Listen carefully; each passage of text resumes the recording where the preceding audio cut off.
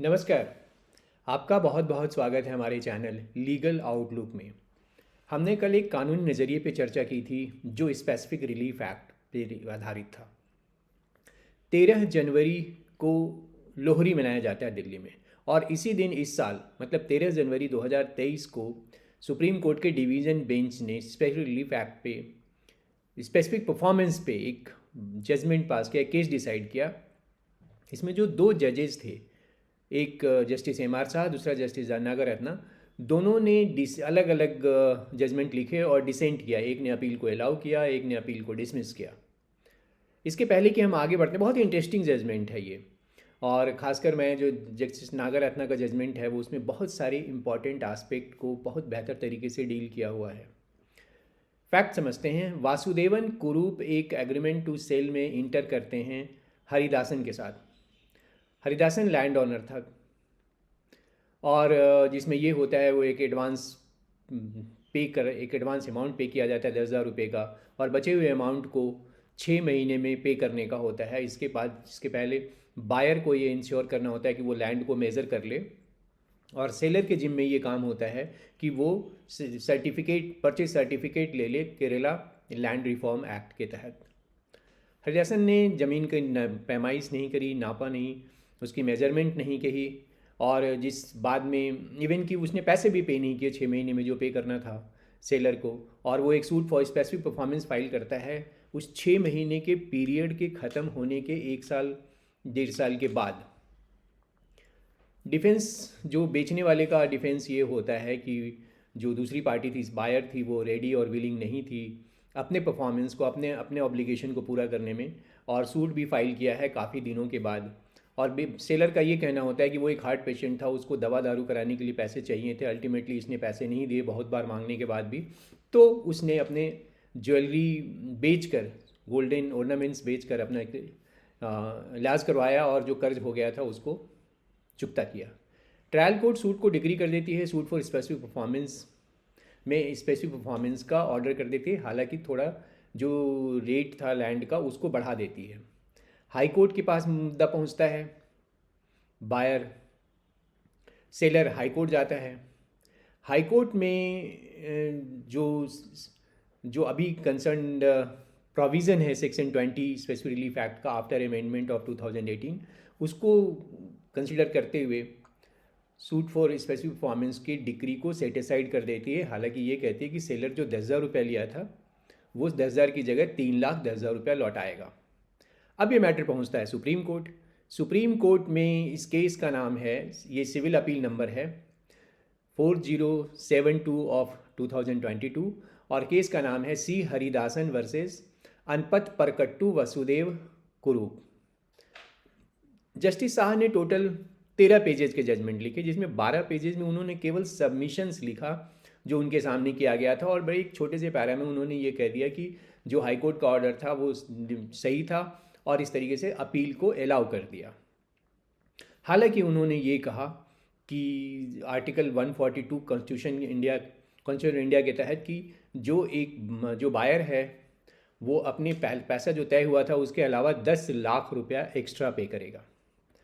अब देखते हैं जस्टिस नागरत्ना का जजमेंट।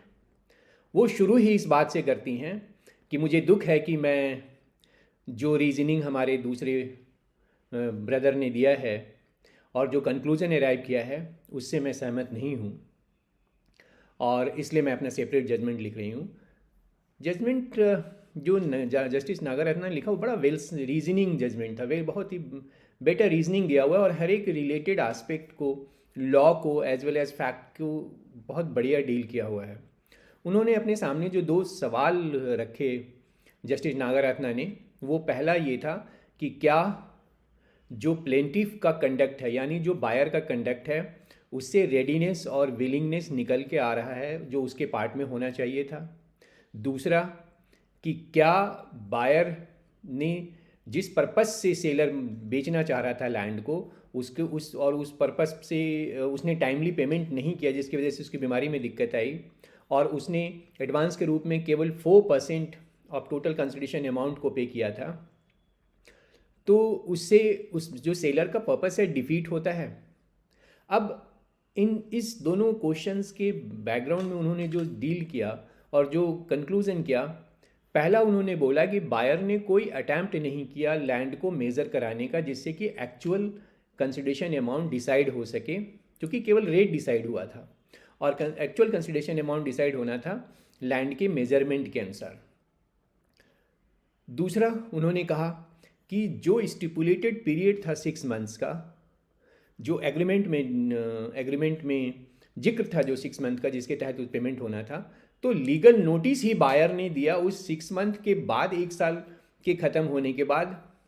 तो इसका मतलब ये है कि वो उस जो प्रॉम्प्टनेस होनी चाहिए थी उसमें वो नहीं हुआ। तीसरी बात उन्होंने कही कि केवल 10,000 रुपये एडवांस दिया गया था, जो कि बहुत ही नेग्लिजिबल अमाउंट है, almost 4% of the estimated purchase price. चौथी बात उन्होंने कही कि जो सेलर था वो बहुत बुरी तरह से पैसे की ज़रूरत में था, चूँकि वो हार्ट अटैक हुआ था उसके पास और उसके बेचने के पीछे पर्पस ये था कि वो इलाज करा सके और जो उसने कर्ज लिया हुआ है उसको चुकता कर सके। तो इससे सेलर को कहीं ना कहीं बहुत ज़्यादा डिसएडवांटेज हो रहा था इस एग्रीमेंट के या इसको फुलफ़िल नहीं करने की वजह से बायर के द्वारा।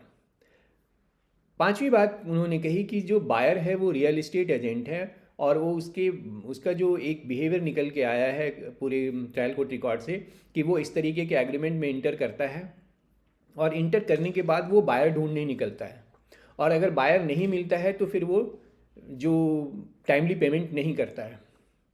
और इन सब ऑब्जर्वेशंस के बैकग्राउंड में जस्टिस नागारत्ना ने डिसमिस किया एसएलपी को, हाई कोर्ट के ऑर्डर को अपहेल्ड किया और उन्होंने पर्टिकुलरली इस जजमेंट में मुझे जो बहुत बढ़िया लगा वो 2 पॉइंट इन्होंने जो लॉ के डिस्कस किए हैं वो, उसमें सबसे पहला उन्होंने कहा कि जो स्कोप है सेक्शन 20 का प्री 2018, क्योंकि 2018 में अमेंडमेंट आया है, तो जो स्पेसिफिक रिलीफ पहले डिस्क्रिशनरी हुआ करता था कोर्ट के लिए वो अब वो डिस्क्रिशनरी नहीं रहा, तो उसका क्या स्कोप है।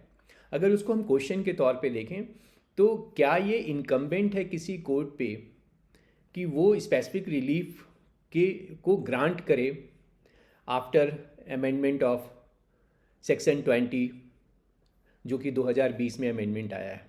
इस क्वेश्चन का जवाब मैं अगले, चूँकि उन्होंने बहुत सारे जजमेंट को डील करते हुए जस्टिस नागारत्ना ने इसको कंक्लूड किया है, तो मैं अगले अपने वीडियो में मैं पर्टिकुलरली इस आस्पेक्ट को डील करूँगा। और दूसरा आस्पेक्ट जो उन्होंने डील किया बहुत डिटेल में वो था कि रेडी एंड विलिंगनेस जो एक रिक्वायरमेंट है वो सेक्शन 16C में है, वो अमेंडमेंट के बाद उसका क्या स्कोप रह गया है। इन दोनों आस्पेक्ट पे डील करूँगा। अगला वीडियो में बनाऊँगा सेक्शन 20 से रिलेटेड पोस्ट अमेंडमेंट और pre amendment. Thank you very much. ये जजमेंट मुझे बहुत बढ़िया लगा इसलिए मैंने आपसे शेयर किया। अगर आपको पसंद आया तो आप शेयर कीजिए और वैसे अगर आपने चैनल सब्सक्राइब नहीं किया है तो सब्सक्राइब कीजिए और बेल आइकन दबाइए जिससे कि जो रेगुलर बेसिस पर आपको मैं अपडेट करता रहूँ। Thank you very much. नमस्कार।